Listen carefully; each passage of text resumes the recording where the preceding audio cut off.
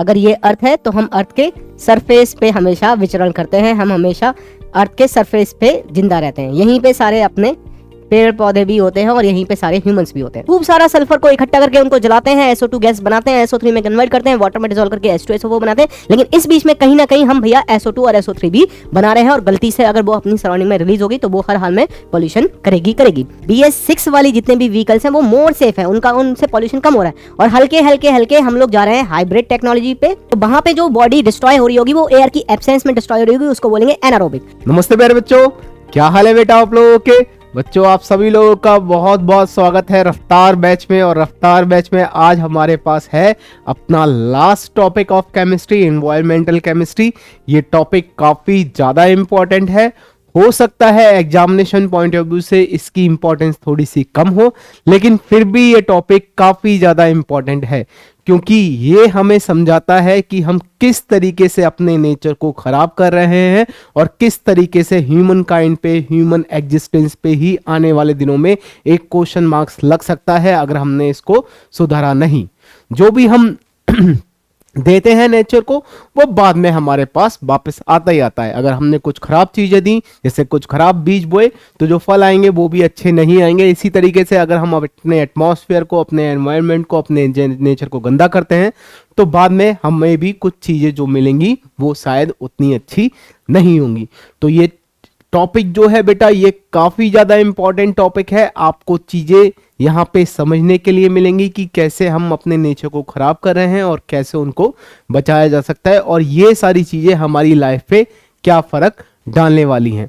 तो जल्दी से इसको स्टार्ट करते हैं। देखिए, तो सबसे पहले तो बेटा हमें समझना है कि भाई हम जो ह्यूमन हैं या फिर हम जितने भी एनिमल हैं ये कहाँ रहते हैं? हम सारे के सारे अर्थ के सरफेस पे रहते हैं। जैसे ये अगर अर्थ है, अगर ये अर्थ है तो हम अर्थ के सरफेस पे हमेशा विचरण करते हैं, हम हमेशा अर्थ के सरफेस पे जिंदा रहते हैं। यहीं पे सारे अपने पेड़ पौधे भी होते हैं और यहीं पे सारे ह्यूमंस भी होते हैं।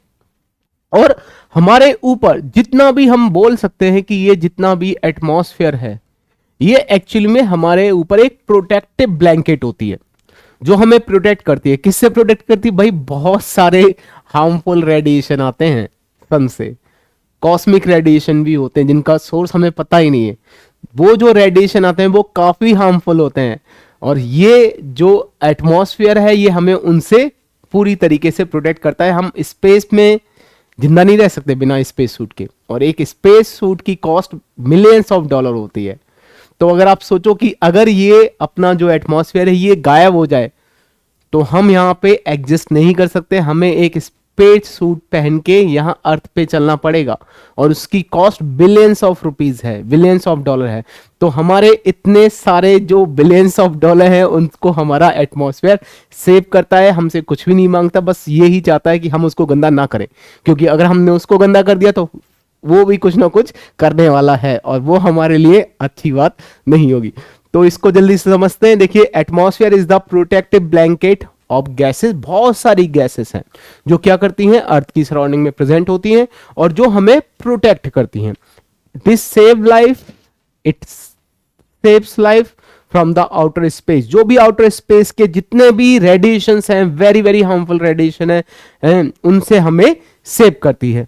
This segment is commonly referred as air. हम लोग बोलते हैं एयर है हमारी सराउंडिंग में, बेसिकली हम एटमॉस्फेयर को ही वहां पे बताना चाहते हैं। It consist various part extending up to 500 kilometre. अपना जो एटमॉस्फेयर होता है वो अर्थ सरफेस से, या फिर आप बोल सकते हो सी लेवल से, कहां तक होता है? 500 किलोमीटर की हाइट तक होता है।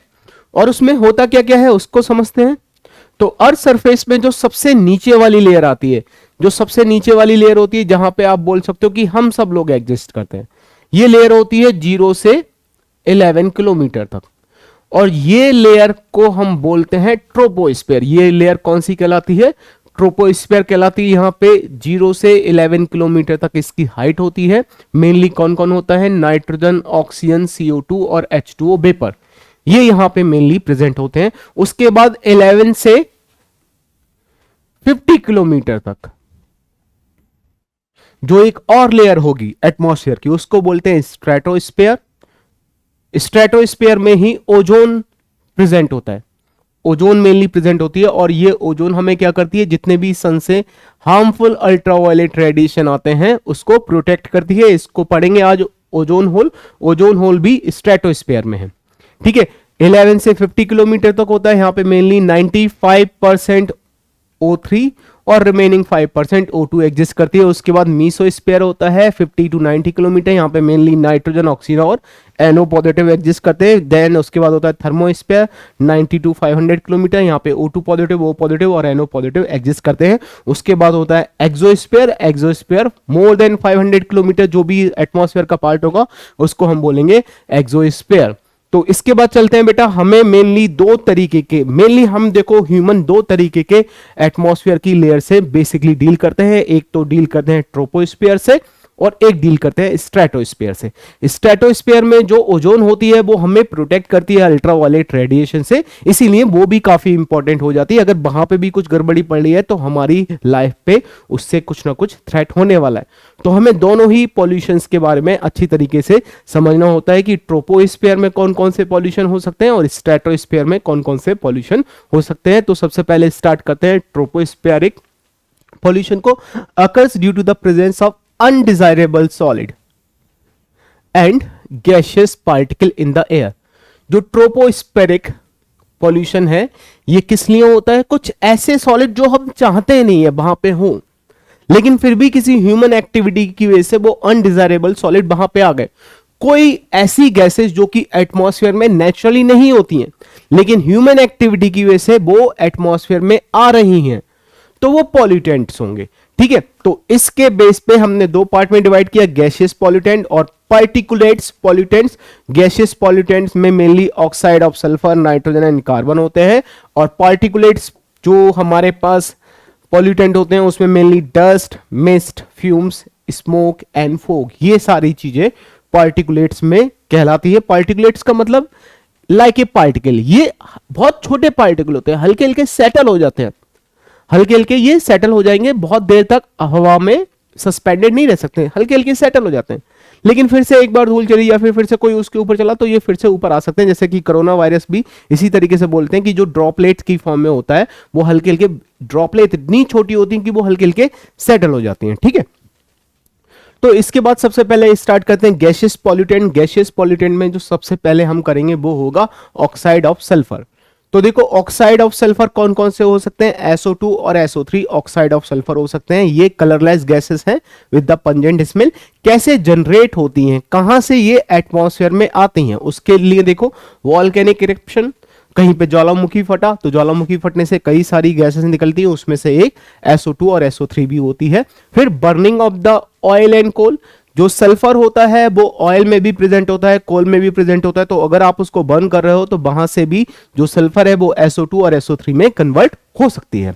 देन हाइड्रोजन सल्फाइड, बहुत सारे प्रोसेस होते हैं इंडस्ट्री में जहां पे हम H2S गैस को रिलीज करते हैं, तो जहां से भी वो H2S गैस रिलीज हो रही है बेसिकली वहां से हम हाइड्रोजन सल्फाइड को ऐड कर रहे हैं। और hydrogen sulphide with oxygen, hydrogen sulphide जो हमने ऐड करी वो क्या करती है, ऑक्सीजन के साथ रिएक्शन करके फिर से SO2 सल्फर डाइऑक्साइड गैस दे देती है। Then oil refinery, oil refinery से भी खूब सारा SO2 और SO3 रिलीज होता है। H2SO4 मैन्युफैक्चरिंग प्लांट, जो H2SO4 की मैन्युफैक्चरिंग प्लांट है बेटा वो तो इन दोनों रिएक्शन पे ही बेस्ड होता है। सल्फर को जलाते हैं, सल्फर को फिर से SO2, सल्फर को जला के SO2 बनाते हैं, SO2 को O2 के साथ SO3 में कन्वर्ट करते हैं, SO3 को वाटर में डिसॉल्व करते हैं, वाटर में डिसॉल्व करने के बाद SO3 और H2O मिलके बनाते हैं H2SO4, ठीक है। तो ये जो H2SO4 मैन्युफैक्चरिंग प्लांट है वहां से भी खूब सारी SO2 और SO3 रिलीज होते हैं। और आपको पता है H2SO4 को हम किंग ऑफ केमिकल्स बोलते हैं।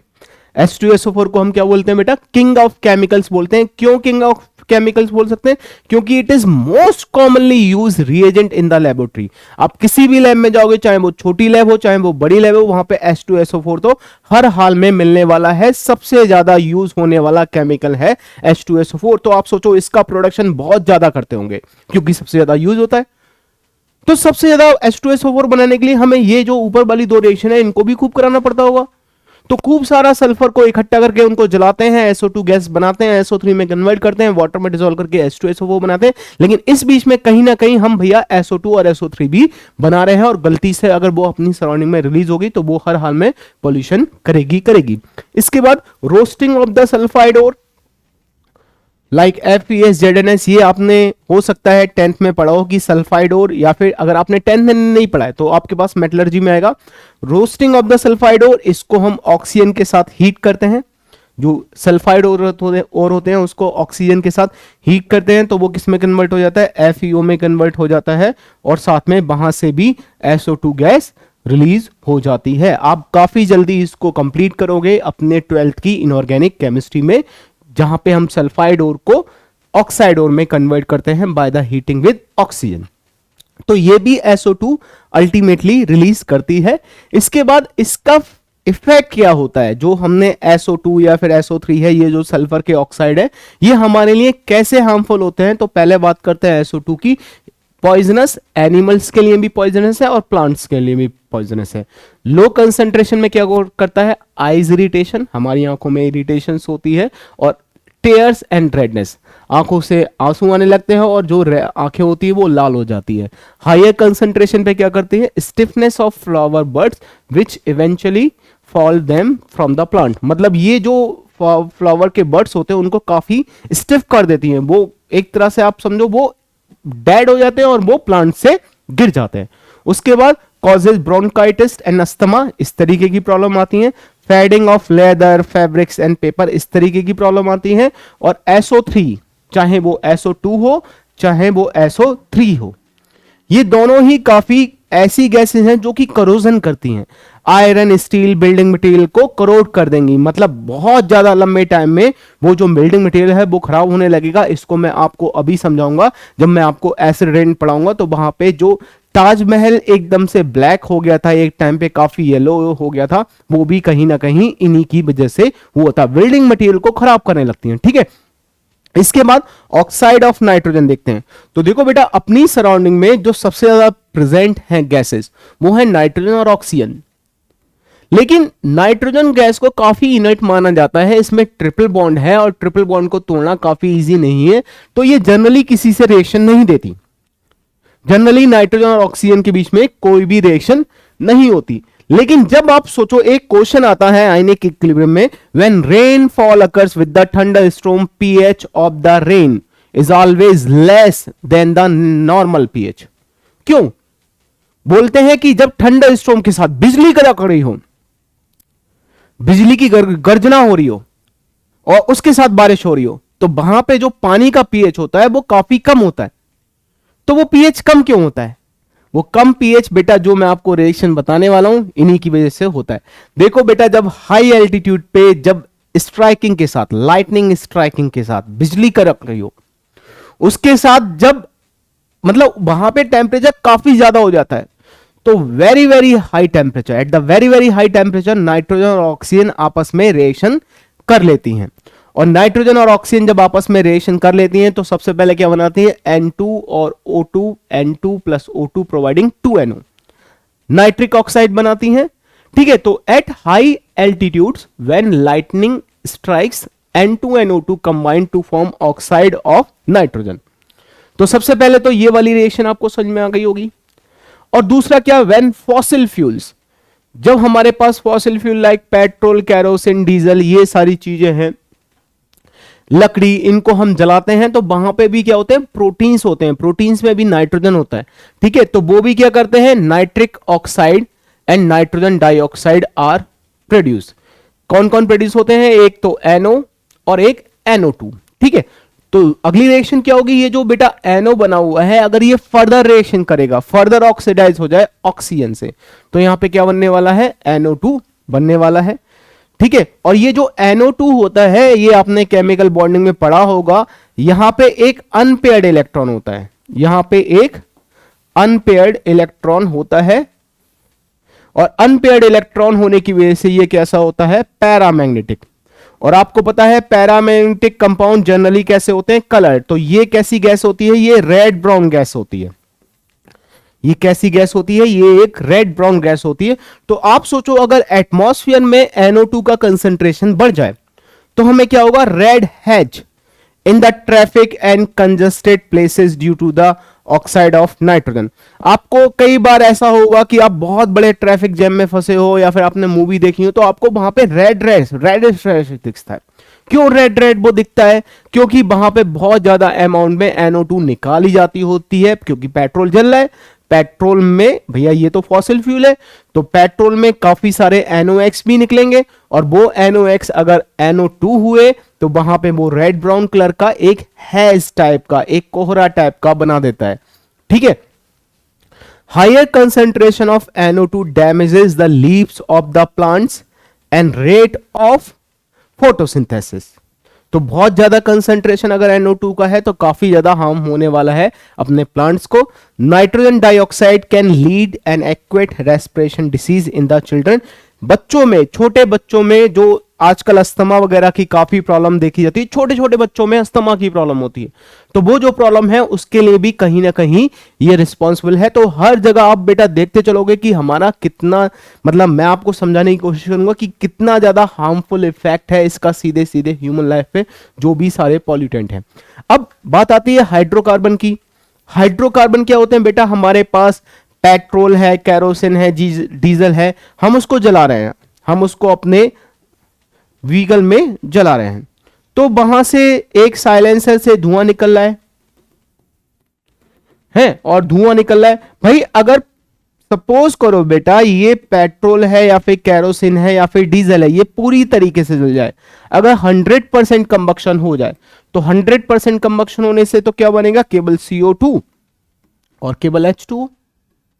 ना ही CO2 विजिबल गैस है, ना ही H2O विजिबल होता है। तो हमें साइलेंसर में से जो आखिर काला धुआं निकलता हुआ दिखाई देता है वो होता क्या है? जो बेटा वो काले काले धुएं निकलते हुए दिखाई देते हैं, वहां पे क्या होता है? मेनली वो कार्बन होता है, कार्बन मोनोऑक्साइड होता है और कई सारे अदर हाइड्रोकार्बन होते हैं, क्योंकि ये कंबक्शन कभी भी कंप्लीट नहीं होता, ये कंबक्शन कभी भी कंप्लीट नहीं होता। और जब भी किसी भी फॉसिल फ्यूल का इनकंप्लीट कंबक्शन होगा तो इनकंप्लीट कंबक्शन होने के कारण वहां पे जो आपको ब्लैक ब्लैक धुआं निकलता दिखाई दे रहा है वो एक्चुअली में लैम्प ब्लैक है, कार्बन के पार्टिकल है। कार्बन मोनोऑक्साइड निकलेगी, हाईली पॉइजनस गैस, और हाइड्रोकार्बन निकलते हैं, ये भी काफी ज्यादा हार्मफुल होने वाले हैं। कैसे? ऐसे। ठीक है। तो आपको ये तो समझ में आएगा कि भैया बहुत सारे हाइड्रोकार्बन सराउंडिंग में आते हैं। आप देखो कई सारी बार आप प्लास्टिक को जलाते हो हैं तो प्लास्टिक भी अल्टीमेटली सराउंडिंग में तो आ रही है। ठीक है। तो इसलिए क्या है, ये हाइड्रोकार्बन अपनी सराउंडिंग में आते हैं through the mainly fossil fuel. Then hydrocarbon are composed of hydrogen and carbon only and are formed by the incomplete combustion of fuel use in the automobile. जो हमारी कार है, स्कूटर है, bike है, उससे जो धुआं निकल रहा है उस धुएं में बहुत सारा हाइड्रोकार्बन बाहर आ रहा है। And hydrocarbon are carcinogenic in nature. Carcinogenic बेटा उन सब्सटेंस को बोलते हैं जो हमारी बॉडी में जाके कैंसर फॉर्म करती हैं। तो ये हाइड्रोकार्बन जो बना है, अगर इसको हमने इनहेल किया, ये अपनी बॉडी में गई, वहां पे एक्युमुलेट हुई और ये कुछ इस तरीके से रिएक्शन करेगी कि वहां पे ये कैंसर फॉर्मिंग कर देगी, कैंसर होने लगेगा। आजकल कैंसर के केस बहुत कॉमन है और बहुत ज्यादा आप देखते हो छोटे छोटे लोगों को, यंग लोगों को, बिल्कुल जो स्वस्थ लगते हैं उनको भी कई बार कैंसर हो जाता है। क्यों? क्योंकि कहीं ना कहीं ये जो हाइड्रोकार्बन है और ये पॉल्यूटेंट है, ये ही रिस्पॉन्सिबल है हमारी बीमारियों के लिए, और हम उनको जनरली इग्नोर कर देते हैं, हम उन पे ध्यान नहीं देते हैं। लेकिन वो जब बहुत बड़ी प्रॉब्लम होके हमारे सामने आते हैं तब हमें पता चलता है भैया ये हो क्या गया, लेकिन फिर भी हम उसको दोषी नहीं मानते हैं क्योंकि हमें लगता है हमने तो कुछ किया ही नहीं। अरे भाई हर एक की रिस्पॉन्सिबिलिटी है इस अर्थ को क्लीन रखना। ठीक है। केवल गवर्नमेंट के रूल बनाने से कुछ नहीं होता, गवर्नमेंट ने जो रूल बना दिए उनको फॉलो हमें करना होता है। हमें टाइम टू टाइम अपनी बाइक, अपनी कार का पॉल्यूशन सर्टिफिकेट लेना होता है, फिटनेस सर्टिफिकेट लेना होता है। अगर वो खराब है तो भैया भगवान के लिए इनको मत चलाओ। आज तो आप चला रहे हो, कल को ये आपको ही नुकसान करने वाली है। ठीक है। तो बहरहाल जो भी हाइड्रोकार्बन निकलते हैं वो सारे के सारे कैसे होते हैं? कार्सिनोजेनिक होते हैं। They causes cancer, they harm plants by the causing ageing, breakdown of the tissue and shedding of the leaves and flowers.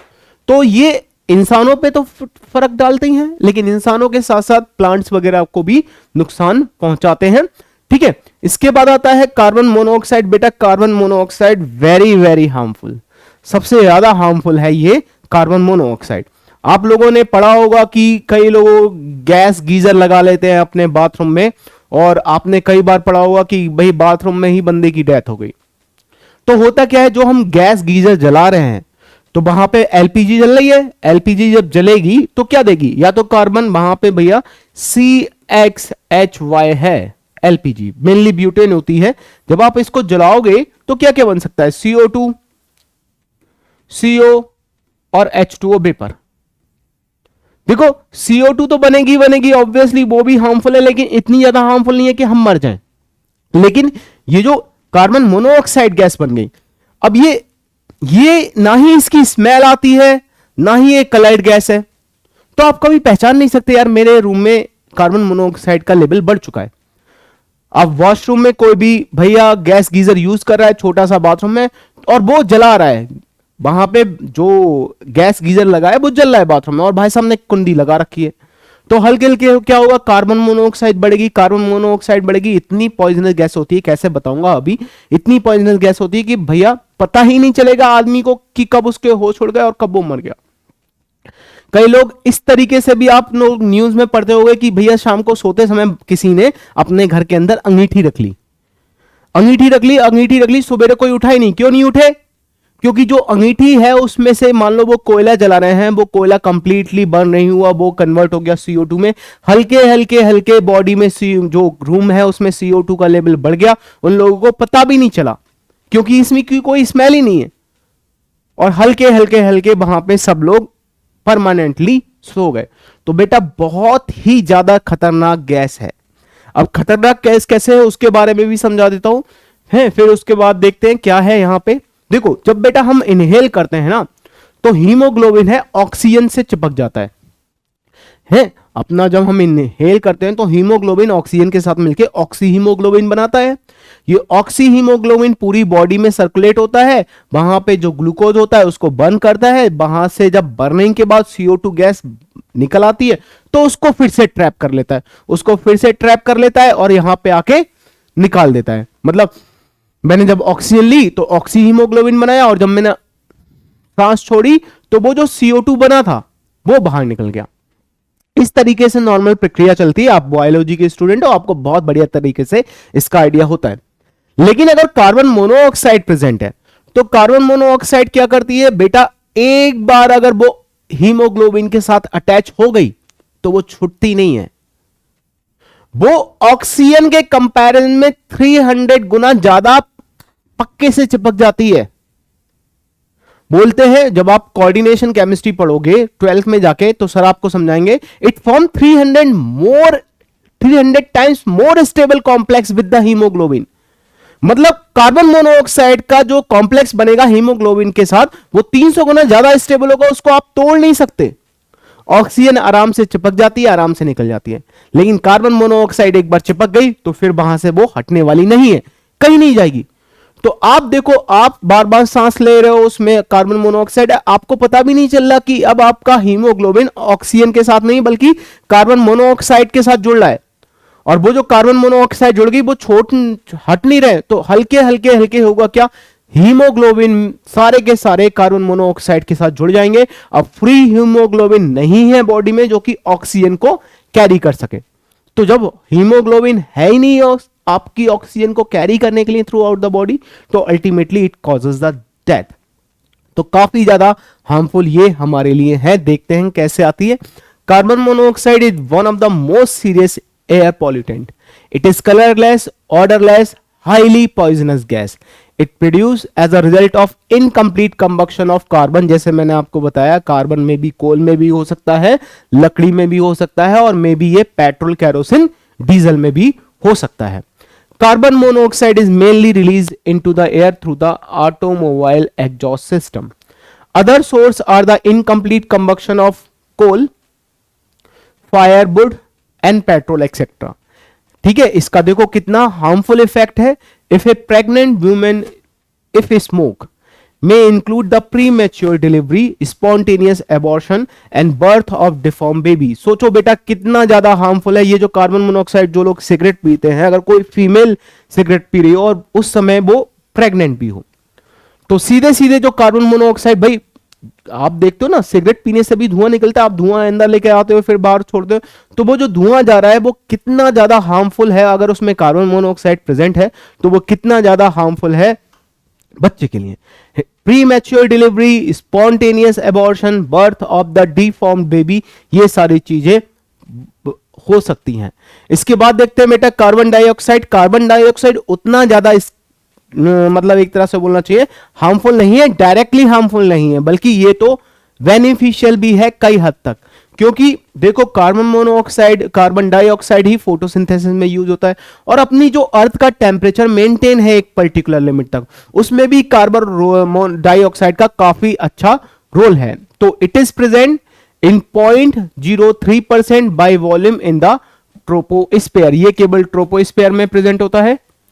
Then access of CO2, मान लीजिए किस तरीके से भी अगर एयर में ज्यादा CO2 है, then it is remove by the green plants. ठीक है, जितनी भी हम CO2 छोड़ते हैं जनरली, जैसे ह्यूमन जितनी भी CO2 छोड़ते हैं वो क्या होता है, ग्रीन प्लांट एब्जॉर्ब कर लेते हैं और बदले में हमें ऑक्सीजन दे देते हैं। Maintain the CO2 level in the atmosphere. ठीक है, तो अगर मान लो आपने, भाई आप फ्यूल को जला रहे हो, किसी भी फ्यूल को बर्न कर रहे हो, अगर वो फ्यूल कंप्लीटली बर्न हो जाए तो भी कोई दिक्कत नहीं है। क्यों दिक्कत नहीं है? क्योंकि वो कन्वर्ट होगा फिर CO2 में, और CO2 को ग्रीन प्लांट कभी ना कभी एब्जॉर्ब कर लेंगे, तो वो बैलेंस हो सकता है। लेकिन दिक्कत कब आती है? जब जरूरत से ज्यादा CO2 अगर सराउंडिंग में हो जाए। देखते हैं green house effect. Green house effect is a natural process by which atmosphere trap some of the sun energy that warm the earth surface. इसको मैं अभी डिटेल में आपको बताऊंगा। जैसे यहां पे अपना ये अर्थ है और ये एटमॉस्फेयर है, इसमें CO2 है। बेटा होता क्या है, जब रेडिएशंस आते हैं सन से तो वो कुछ तो वापस चले जाते हैं। 75% रेडिएशन अपने एटमॉस्फेयर के अंदर आ पाते हैं, और 75% एटमॉस्फेरिक जो रेडिएशन है उसमें से भी वो धरती पे टकराता है, वहां पे एब्जॉर्ब होता है, और रात में जब सूरज नहीं है यहां पे तो वो ही एनर्जी रेडिएट हो जाती है। मैक्सिमम एनर्जी रेडिएट हो जाती है, लेकिन फिर भी अगर वहां पे CO2, H2O वेपर मेनली अगर ये प्रेजेंट हैं, तो ये क्या करते हैं, जब एनर्जी वापस जा रही होती है ना, तो उसमें से कुछ कुछ एनर्जी को ट्रैप कर लेते हैं, बाहर नहीं जाने देते हैं।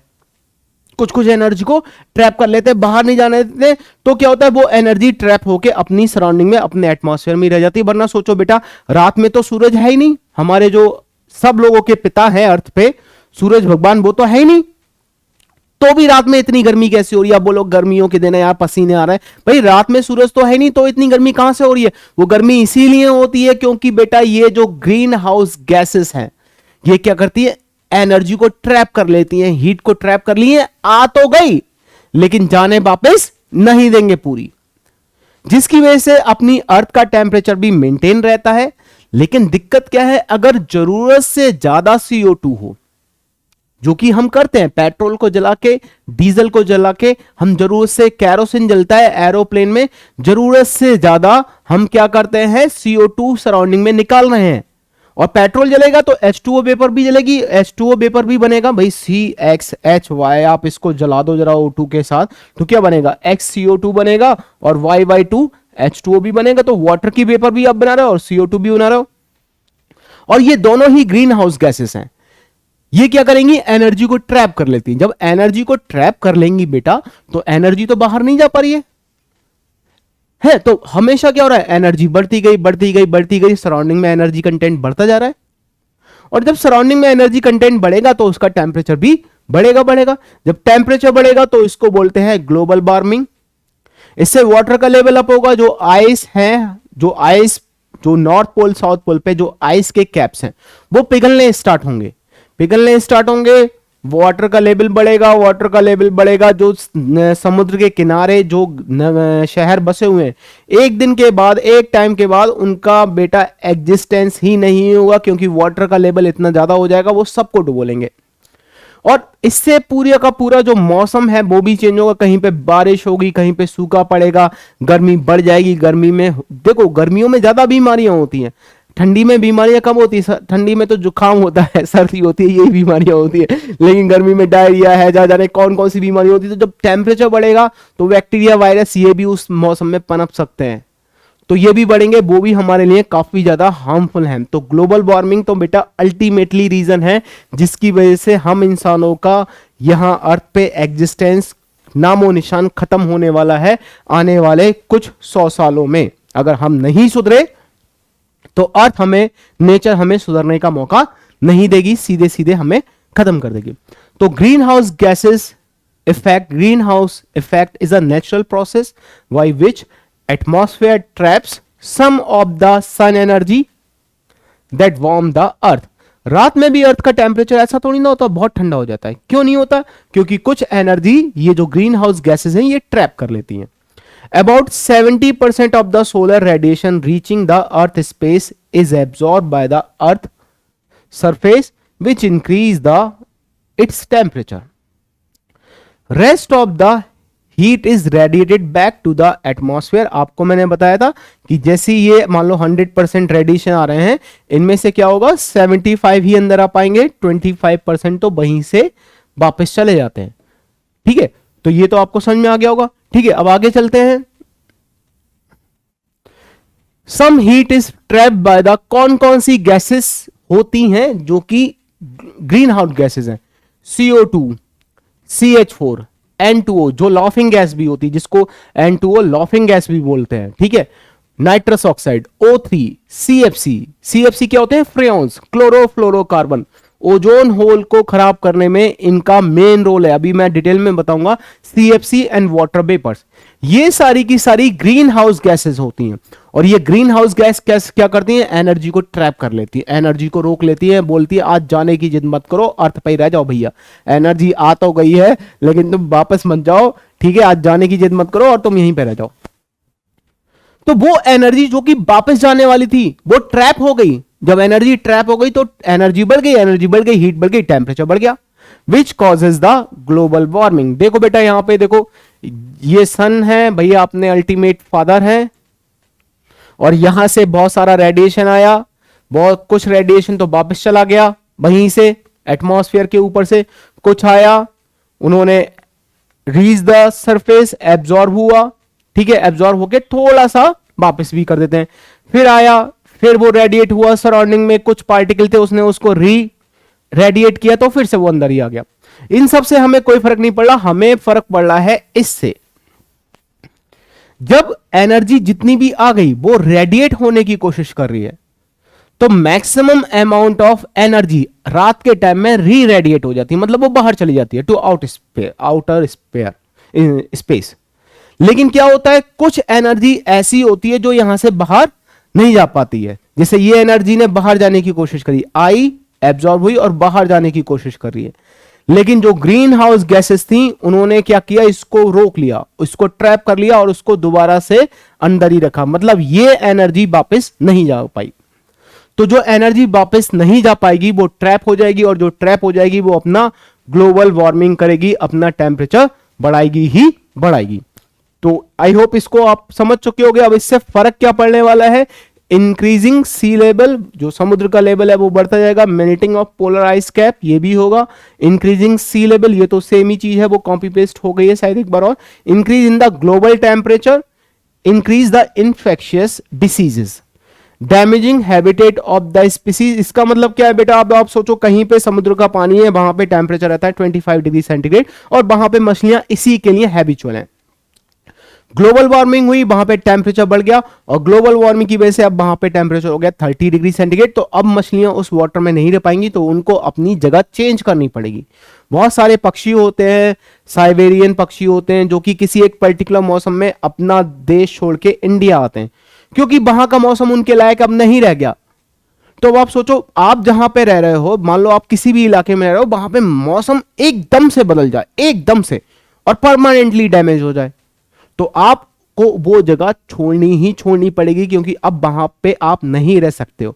तो वो क्या करते हैं, damaging the habitat of the species and decrease in the ground water level. भैया जब टेम्परेचर बढ़ेगा तो पानी तो एवोपरेट ज्यादा हो रहा है, वो जमीन के अंदर तो पहुंच ही नहीं पाया, जमीन के अंदर जा रहा था, उससे पहले गर्मी बढ़ गई, फिर से वो एवोपरेट हो गया, तो जो वाटर लेवल है वो भी कम होने वाला है। इसके बाद आते हैं बेटा एसिड रेन पे। एसिड रेन क्या होती है? ऑब्वियसली जब रेन हो रही है और उसमें एसिड प्रेजेंट हो तो उसको हम क्या बोलेंगे? Acid rain. तो नॉर्मल जो रेन होती है उसका पीएच एसिडिक ही होता है, ये बात भी पक्की है।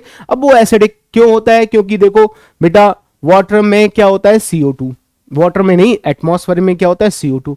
तो H2O लिक्विड और CO2 गैस ये मिलके क्या बनाती हैं? कार्बोनिक एसिड बनाती हैं। और कार्बोनिक एसिड डिसोशिएट होता है किसमें? H पॉजिटिव में और बाइकार्बोनेट आयन में। ठीक है, तो यहां से क्या आया? वाटर में H पॉजिटिव आ गया और इस H पॉजिटिव की वजह से उसका पीएच क्या हो जाता है? उसका पीएच करीब करीब 5.7 आता है। Normally rain water has the pH of 5.6 due to the following reaction. तो सेकंड वाली रिएक्शन के थ्रू H पॉजिटिव आए जो कि रेन का पीएच क्या कर देगा? एसिडिक कर देगा। When the pH is rain water is less than 5.6, जब पीएच इससे भी कम हो जाए तब उसको हम क्या बोलते हैं? उसको हम बोलते हैं एसिड रेन।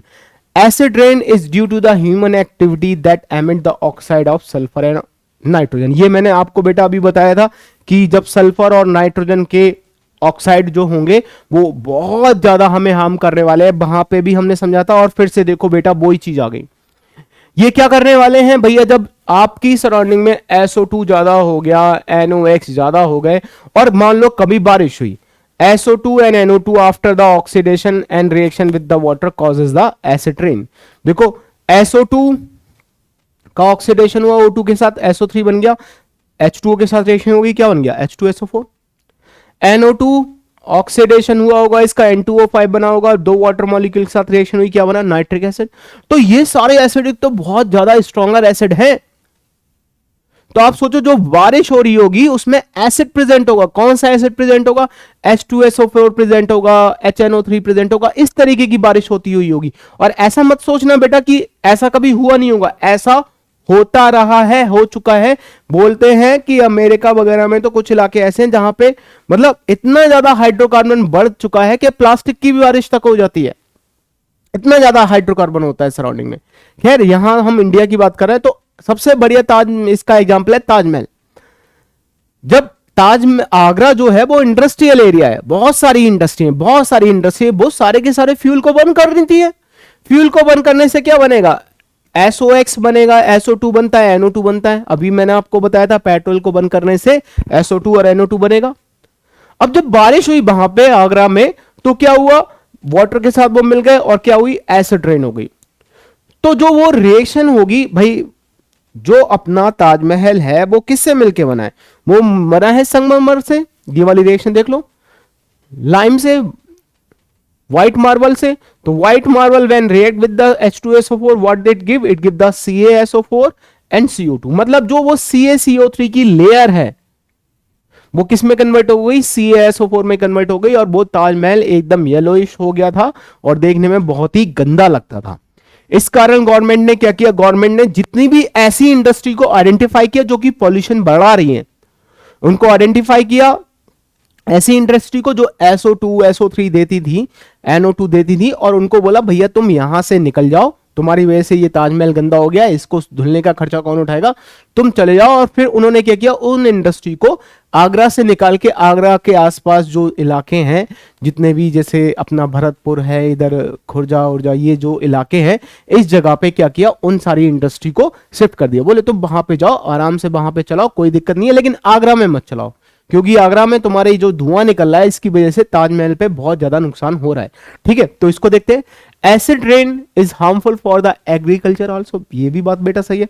आपके जितने भी न्यूट्रिएंट्स हैं, जितने भी आपने मिनरल्स ऐड किए हैं खेती के लिए जो चाहिए, वो सारे के सारे H2SO4 के साथ घुल गए और निकल गए। तो आपकी जो मिट्टी बची वो एक तरफ से उसमें कुछ उपजाऊ क्षमता तो होगी नहीं। ठीक है, उसमें जितने भी जो बैक्टीरिया वगैरह होते हैं जो खेती के लिए अच्छे होते हैं वो भी डेड हो जाएंगे, वो भी निकल जाएंगे। तो आपकी मिट्टी में कुछ बचा ही नहीं, उपजाऊ उर्वरक तो बची ही नहीं, तो भैया फिर उस मिट्टी में खेती नहीं हो पाएगी।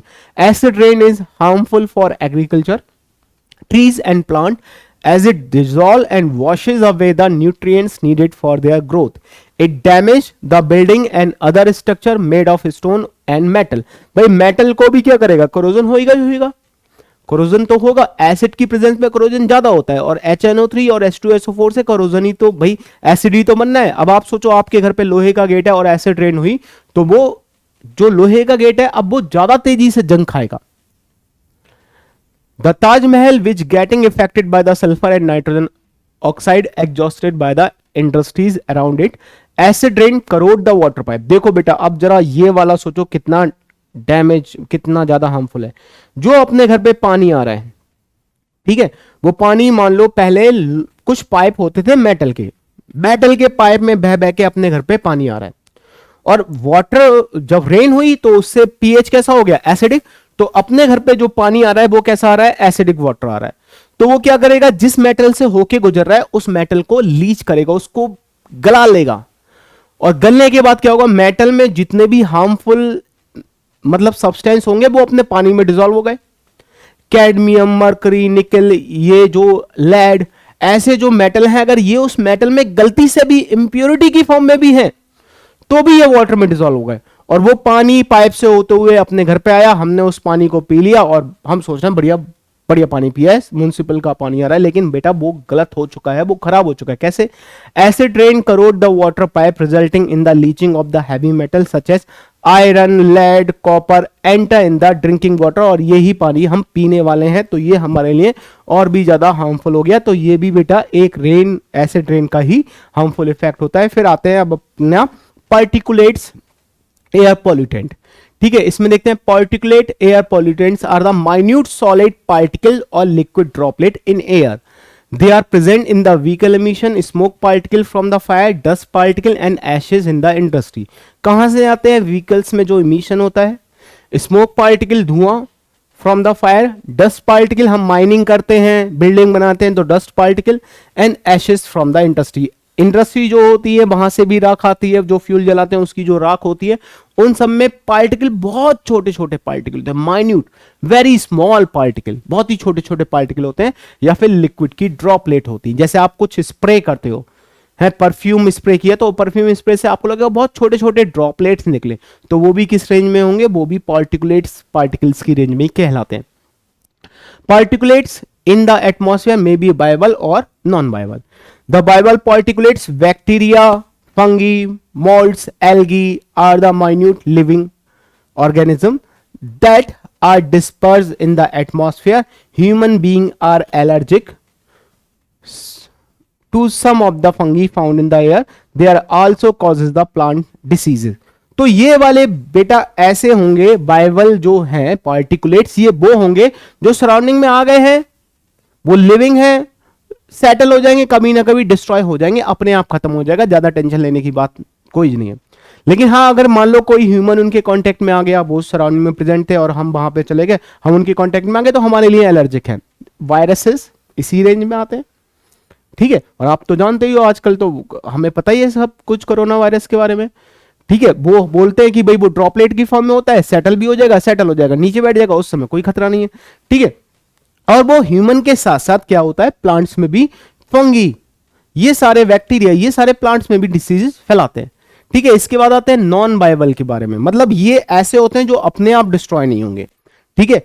जैसे देखते हैं, इनको हमने फिर से 3 पार्ट में डिवाइड किया। एक स्मोक पार्टिकुलेट्स, ये क्या होता है, they are found during the combustion of the organic matter, it may be solid और mixture of the solid and liquid particles. Cigarette smoke, smoke from the fossil fuel, garbage, dry leaf and smoke, oil smoke, मतलब आप garbage में जो dry leaves हैं आपने उसको जलाया, oil को जलाया, तो वहां से भी जो स्मोक बन रहा है वो भी इसी कैटेगरी में आएगा।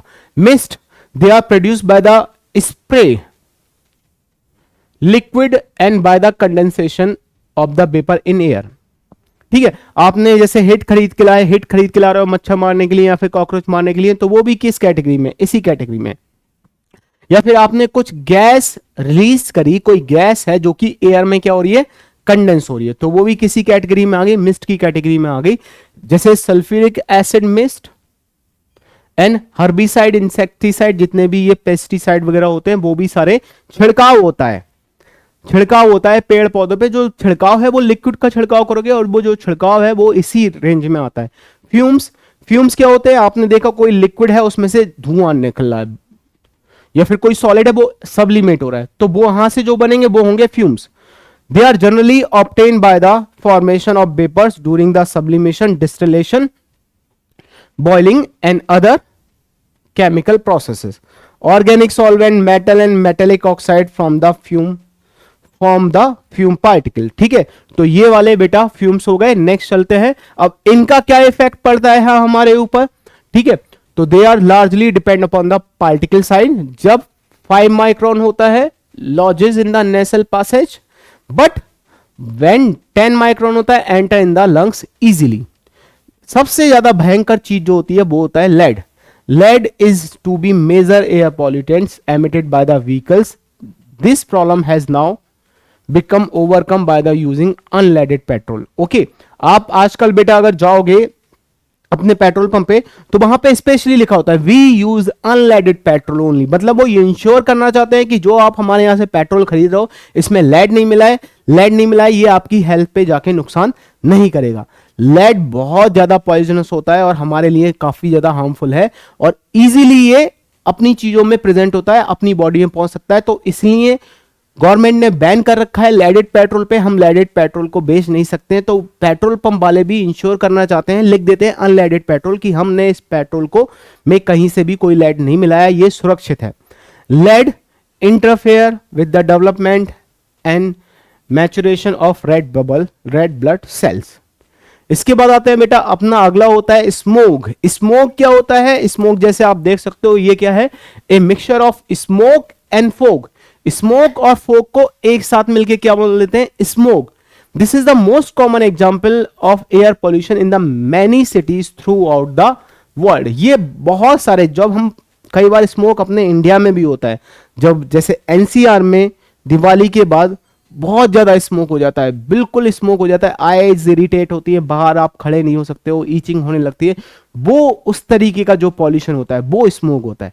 ठीक है, दो तरीके के होते हैं, एक होता है क्लासिकल स्मोक और रिड्यूसिंग स्मोक, एक होता है फोटोकेमिकल स्मोक और ऑक्सीडाइजिंग स्मोक। ये कोल्ड एंड ह्यूमिड कंडीशन में होता है, वो हॉट एंड ड्राई कंडीशन में होता है। फोटोकेमिकल बोलते हैं, इसका मतलब यहां पे हमें सनलाइट की जरूरत भी पड़ेगी, यहां पे हमें सनलाइट की जरूरत भी पड़ेगी। देखते हैं, क्लासिकल स्मोक को रिड्यूसिंग स्मोक भी बोलते हैं और लंदन स्मोक भी बोलते हैं। जब फर्स्ट टाइम हुआ था तो लंदन में हुआ था, तो वहां से हमें पता चला भैया इस तरीके की चीज भी कुछ होती है। Classical smoke occur in the cold humid climate. It is a mixture of smoke, fog and sulphur dioxide. Chemically, it is a reducing mixture. SO2 present है, reducing in nature. It is also called reducing smoke. Photochemical smoke or Los Angeles smoke. Photochemical smoke occurs in the warm, dry, and sunny climate. It results from the action of sunlight on unsaturated hydrocarbon and nitrogen oxide. ध्यान रखना बेटा, ये जो photochemical smoke होगा ये कैसे बनेगा? Sunlight का एक्शन होगा किस पे? NO2 पे, नाइट्रोजन डाइऑक्साइड पे एंड अनसैचुरेटेड हाइड्रोकार्बन पे। NO भी यहां पे आएगा। ठीक है, produce by the automobiles and the factory. Hydrocarbon भी कौन प्रोड्यूस करता है? Petrol, kerosene, diesel. NO2 भी कौन प्रोड्यूस करता है? Petrol, kerosene, diesel. तो जो पेट्रोल, कैरोसिन, डीजल है हम यूज कर रहे हैं, ये बहुत अच्छा नहीं है, अपने लिए बहुत ज्यादा हार्मफुल है। इसीलिए आज कल आप लोग देखो कि गवर्नमेंट ऑफ इंडिया ने पहले BS4 भारत स्टेज 4 के पॉल्यूशन नॉर्म्स थे, अब वो 6 कर दिए। अब जो अपनी जो BS6 वाली जितने भी व्हीकल्स हैं वो मोर सेफ है, उनका उनसे पॉल्यूशन कम हो रहा है।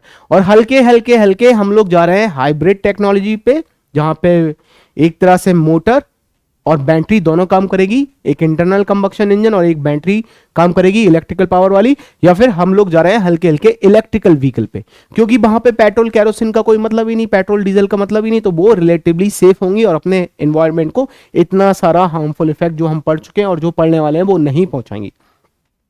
Photochemical smoke has the higher concentration of the oxidising agent, therefore it is called oxidising smoke. अब होता कैसे है इसको समझ लेते हैं बेटा।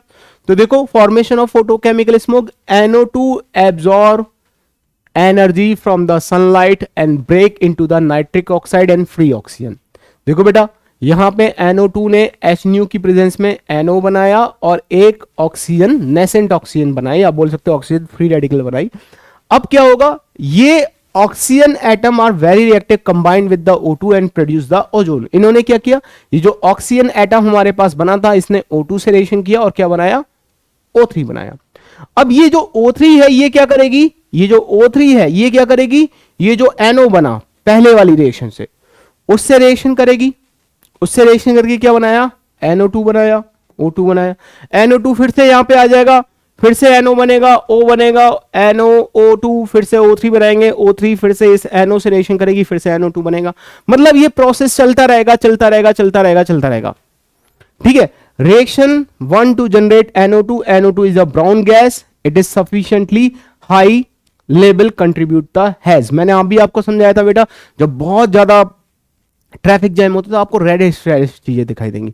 आप कंडीशन हो सकते हो, आप अगर इसके फोटो देखोगे फोटो केमिकल स्मोक के गूगल पे सर्च करके, आपको फोटोस देखते ही समझ में आ जाएगा कि यार ये तो बहुत ही खतरनाक चीज है।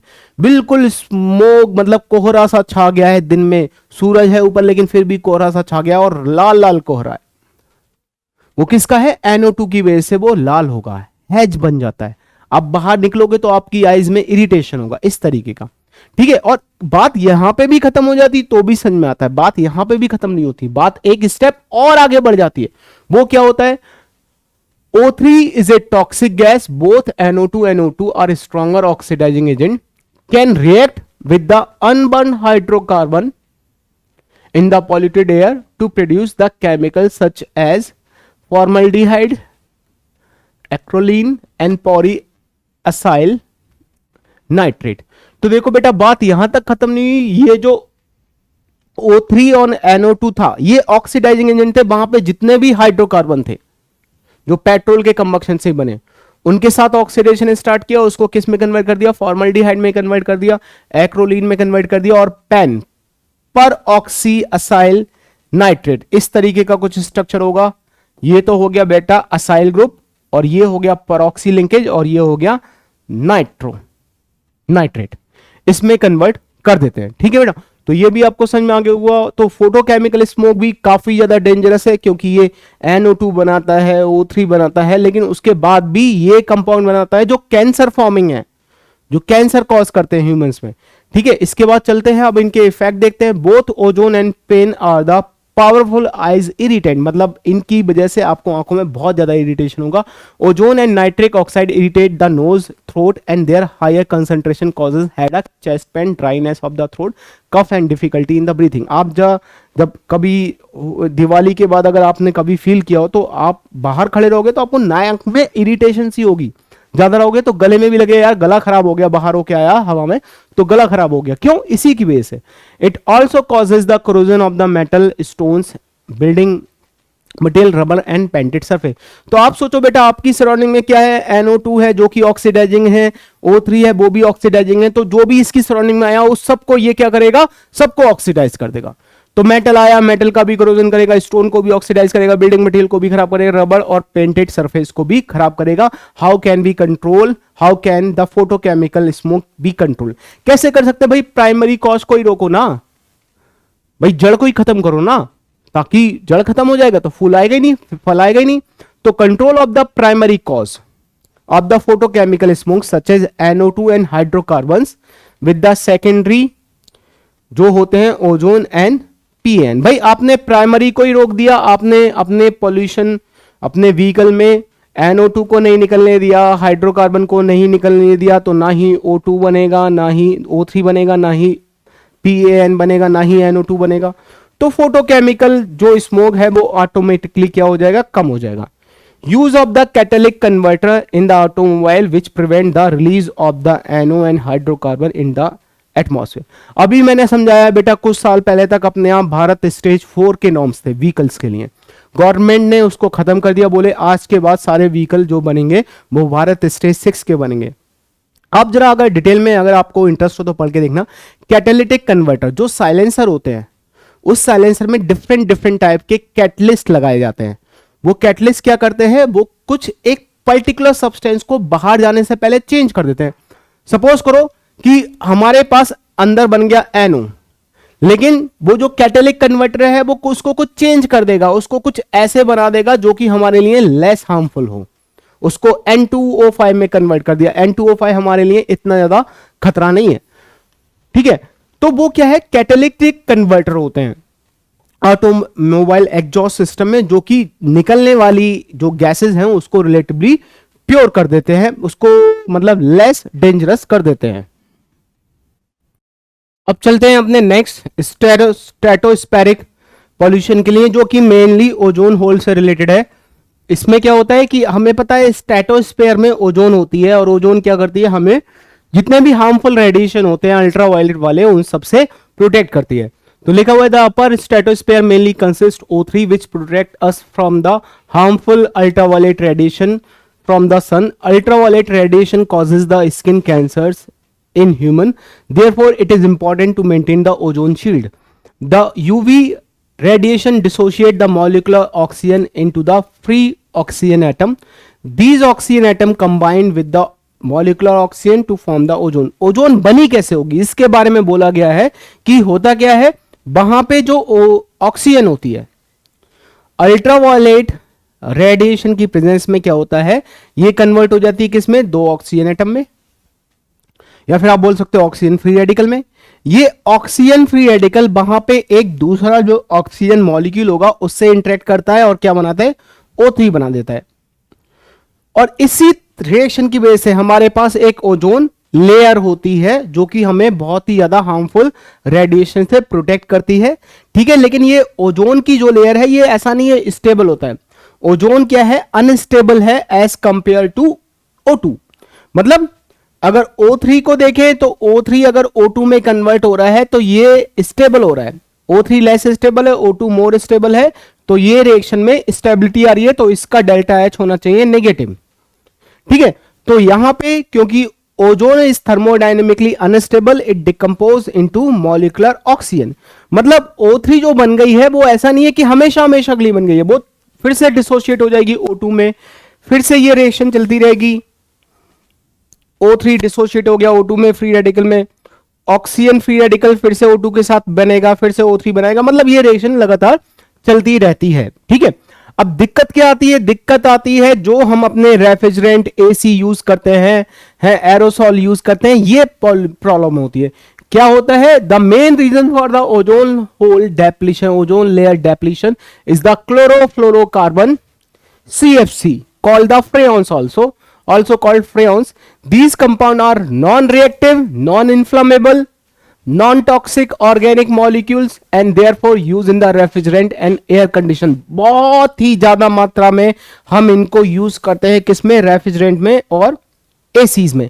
तो आप जब भी बोलते हो कि मम्मी एसी खराब हो गया, एसी की गैस निकल गई है, कूलिंग नहीं कर रहा है, इसका मतलब कौन सी गैस निकल गई, ये CFC जो गैस थी वो ही निकल गई है। आपका फ्रिज खराब हो गया, वो कूल नहीं कर रहा है, तो कौन सी गैस निकल गई होगी कंप्रेसर में से, यही गैस निकल गई होगी कंप्रेसर में से। तो जब ये गैस निकलती है उसके बाद क्या होगा, जब ये गैस निकल गई और फिर ये गैस स्ट्रेटोस्फीयर पहुंची, in stratosphere they get broken in the powerful UV radiation releasing the chlorine free radical. जितने भी ये क्लोरोफ्लोरोकार्बन है, ये वन ऑफ द क्लोरोफ्लोरोकार्बन है, फ्रेऑन 2, ओके, फ्लेवर 1 2, ओके, ये क्या हो गए, अल्ट्रावायलेट रेडिएशन की प्रेजेंस में ब्रेक हो जाते हैं किसमें, फ्री रेडिकल्स में। यहां से एक क्लोरीन फ्री रेडिकल बनता है। The chlorine free radical react with the stratospheric ozone to form the chlorine mono oxide free radical and molecular oxygen. तो ये जो क्लोरीन फ्री रेडिकल है इसने O2 से O3 से रिएक्शन करी और क्लोरीन मोनोऑक्साइड फ्री रेडिकल बनाया और O2 बना दिया। तो देखो बेटा इसने क्या किया, O3 को किस में कन्वर्ट कर दिया, O2 में कन्वर्ट कर दिया, मतलब O3 को खत्म करने लगा। Reaction of the chlorine mono free radical with the atomic oxygen produce more chlorine free radical. अब क्या हुआ, ये जो यहां पे एक फ्री रेडिकल बनेगा वो क्या करेगा, एटॉमिक ऑक्सीजन से रिएक्शन करेगा। एटॉमिक ऑक्सीजन कहां से आती है बेटा, देखो ये वाली एटॉमिक ऑक्सीजन थी यहां पे, तो ये जो क्लोरीन मोनोऑक्साइड फ्री रेडिकल बना इसने ऑक्सीजन एटम से रिएक्शन करी और क्लोरीन फ्री रेडिकल बनाया, O2 बनाया। ये क्लोरीन फ्री रेडिकल फिर से यहाँ पे O3 को डिस्ट्रॉय करेगा, O2 में कन्वर्ट करेगा, ClO फ्री रेडिकल फिर से Cl फ्री रेडिकल बनाएगा और लगातार ये रिएक्शन चलती रहेगी और इस रिएक्शन के चलते हुए वहां पे क्या होगा, ओजोन खत्म हो जाएगी, ओजोन खत्म होने लगेगी, जिसको बोलते हैं ओजोन होल। अगर मान लो कहीं पे एटमॉस्फेयर में कहीं पे एक होल हो गया, ओजोन कम हो गई, तो जब बाकी सारी जगह से तो अल्ट्रावायलेट रेडिएशन वापस जा रहे थे, लेकिन यहां पे जो लोग रह रहे होंगे उसमें क्या होगा, क्योंकि यहां पे ओजोन की लेयर काफी पतली है तो बहुत सारे अल्ट्रावायलेट रेडिएशन नीचे आने लगे होंगे, जिसकी वजह से वहां पे जो लोग रहते होंगे तो उनको अल्ट्रावायलेट के हार्मफुल रेडिएशन की वजह से स्किन कैंसर जैसी बीमारियां होने लगी होंगी। और ऐसा हो चुका है, आप चाहो तो पढ़ सकते हो इसको डिटेल में। CFC are transporting agent for the continuously generating free chlorine free radical into the stratosphere and damaging the ozone layer. One CFC molecule destroy the 1 lakh O3 molecule. जरा बेटा सोच लो, अगर एक क्लोरीन फ्री रेडिकल बन गया तो एक chlorine free radical inactive होने से पहले 1 लाख O3 मॉलिक्यूल को डिस्ट्रॉय कर देगा। तो आप समझ सकते हो कितना ज्यादा हार्मफुल है। और हम बेधड़क बिना सोचे समझे खूब CFC यूज करते हैं अपने रेफ्रिजरेंट में, अपने एयर कंडीशनर में, और खूब हम सोचते हैं कि भैया 4 हमारे घर में ऐसी हैं तो बहुत रुतबे की बात है। भैया आप ही तो हो जिसकी वजह से ओजोन होल हो रहा है। Ultraviolet radiation leads to the ageing of the skin, contract of the eyes, sunburn, skin cancer, damage of the fish productivity. It is also has been reported that plant protein get affected by the ultraviolet radiation which leads to harmful mutation of the cell. तो ये बेटा और भी दूसरे effect हैं। इसके बाद जो एयर पोल्यूशन हमने कंप्लीट किया है उस पे बेस थोड़े से क्वेश्चन देख लेते हैं। तो पहला है विच of the following is not correct about the carbon monoxide is form the carboxy haemoglobin. ये सही है, वो हीमोग्लोबिन के साथ अटैच हो जाता है और कार्बोक्सी हीमोग्लोबिन बनाता है। It forms oxygen, it reduce oxygen carrying ability of the blood. ये भी सही है। The carboxy hemoglobin bound to carbon monoxide is less stable than the oxyhemoglobin। ये बात गलत है बेटा, मैंने अभी आपको बताया। एक बार कार्बन मोनोऑक्साइड अगर जुड़ जाता है हीमोग्लोबिन से तो वो 300 टाइम मोर स्टेबल कॉम्प्लेक्स बनाता है। ये स्टेटमेंट गलत है, तो आंसर इसका हो जाएगा 3। It is produced due to the incomplete combustion. Carbon monoxide yes incomplete combustion की वजह से ही तो बनता है। इसके बाद next, among the following the one that is not the green house gas, sulphur dioxide, nitrous oxide, methane. Ozone is not the green house gas. ये तीनों गैस आप देख सकते हो उस लिस्ट में प्रेजेंट हैं जो कि ग्रीन हाउस के लिए रिस्पॉन्सिबल है। Which oxide of the nitrogen is not a common pollutant introduce in the atmosphere both due to the natural and human activity. तो बेटा देखो मैंने आपको इसमें अभी N2O5 के बारे में बताया था कि N2O5 नाइट्रोजन का ऑक्साइड है, लेकिन ये कोई बहुत ज्यादा पॉल्यूटेंट वाली चीज नहीं है। तो इसका आंसर होगा N2O5। नेक्स्ट देखिए, which of the following is a sink of the carbon monoxide, micro organism present in the soil, ठीक है, ओशियन, ओके, प्लांट्स, हीमोग्लोबिन। तो बेटा देखो कार्बन मोनोऑक्साइड बहुत सारे माइक्रो ऑर्गेनिज्म ऐसे होते हैं जो कि सॉइल में प्रेजेंट होते हैं, वो क्या करते हैं कार्बन मोनोऑक्साइड को ट्रैप कर लेते हैं, तो ये सिंक होगा अपना। Next, which one of the following is not common component of the photochemical smoke. तो क्लोरोफ्लोरोकार्बन, देखो बेटा ओजोन भी फोटोकेमिकल स्मोक में होता है, एक्रोलीन भी बनता है, PAN भी बनता है, लेकिन क्लोरोफ्लोरोकार्बन फोटोकेमिकल स्मोक में नहीं आते, बल्कि ये तो ओजोन होल में पड़ते हैं। तो ये बात ही अलग हो गई, ये 3 तो फोटोकेमिकल स्मोक से रिलेटेड है, लेकिन ये ओजोन होल से रिलेटेड है, तो यहां पे आंसर हो जाता है D। नेक्स्ट क्वेश्चन देखते हैं, which one of the following statement regarding the photochemical smoke is not correct, carbon monoxide does not play any role in the photochemical smoke, okay, photochemical smoke is oxidising agent, incorrect है, ये बात तो सही है। Photochemical smoke is form through the photochemical reaction involving the solar energy, sunlight तो चाहिए, ये भी सही है। Photochemical smoke does not causes the irritation in the eyes and throat, ये बात गलत हो गई। तो क्योंकि यहां से मैंने आपको बताया फोटोकेमिकल स्मोक से इरिटेशन, थ्रोट में आप बाहर जाओगे लौट के आओगे लगेगा गला खराब हो गया, ठीक है। तो एंड ये बात भी सही है, कार्बन मोनोऑक्साइड का कोई भी रोल नहीं होता है फोटोकेमिकल स्मोक में, तो ABC सही है, आंसर जो है अपना D हो गया। इसके बाद देखते हैं next question, which one of the following is responsible for the depletion of the ozone layer, polyhalogen, ferrocene, fluorine, freons. Freons are the responsible for the ozone hole. About 20 kilometer above the earth, there is the ozone layer. Which one of following statement about the ozone and ozone layer is true?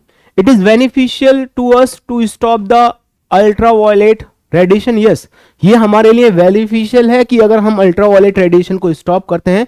Conversion of O3 to O2 is an endothermic reaction. ये मैंने आपको अभी बताया कि O3 unstable है, O2 more stable है. तो जब भी ये रिएक्शन होगी तो यहाँ पे रिएक्शन एक्सोथर्मिक होती है. यहाँ पे क्या दे रखा है, conversion of O3.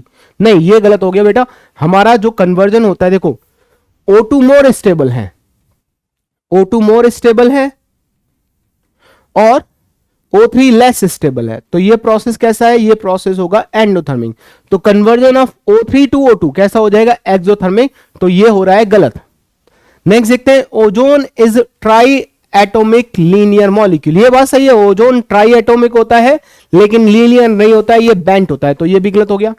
It is harmful as to stop the, it is harmful as to stop as it stop useful radiation.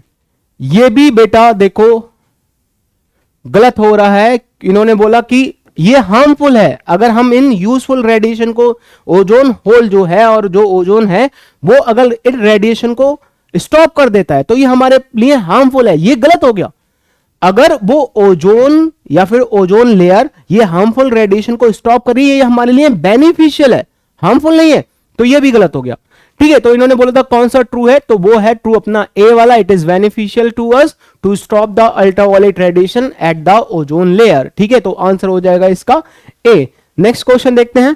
Next आ गया बेटा अपने पास वाटर पॉल्यूशन. वाटर पॉल्यूशन, तो आप देखो इस चैप्टर में सबसे ज्यादा जो इंपॉर्टेंट चीज है बेटा वो है, सबसे ज्यादा इंपॉर्टेंट चीज एयर पॉल्यूशन. एयर पोल्यूशन के बाद अगर कुछ और चीज पूछी जाती है तो वो पूछा जाता है वाटर पोल्यूशन. वाटर पोल्यूशन अब देखते हैं. Pollution of the water originate again from the human activity. It is caused by the pathogen, organic waste and chemical pollutants. Pathogen देखो, the most serious water pollutant are the pollutant are disease causing agent called the pathogen. Water में वो चीजें जिनकी वजह से बीमारियां होती हैं, गंदा पानी पीने से बीमारियां होती हैं, उनको बोलते हैं पैथोजन.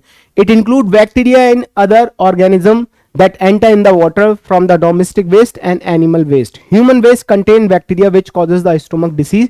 Human जो wastage discharge करते हैं उसमें भी बहुत सारे बैक्टीरिया ऐसे होते हैं, अगर उनको प्रॉपरली सही तरीके से मतलब वेस्ट मैनेजमेंट ना किया जाए तो अगर वो ड्रिंकिंग वाटर में आ गए तो वो ऐसी बीमारियां करेंगे जो फिर से हमारे लिए बहुत ज्यादा हार्मफुल होती हैं.